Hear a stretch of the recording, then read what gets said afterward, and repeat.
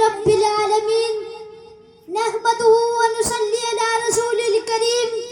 أما بعد فأعوذ بالله من الشيطان الرجيم بسم الله الرحمن الرحيم قل هو الله أحد الله الصمد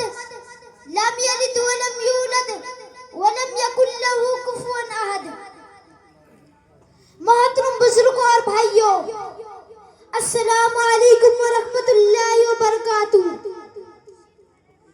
میں کوئی مقرر نہیں ہوں کہ تقریر کر سکوں،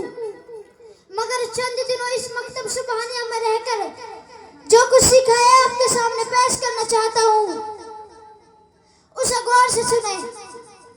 میں نے ابھی آپ کے سامنے قرآن پاک کی ایک سورت کی تلاوت کی ہے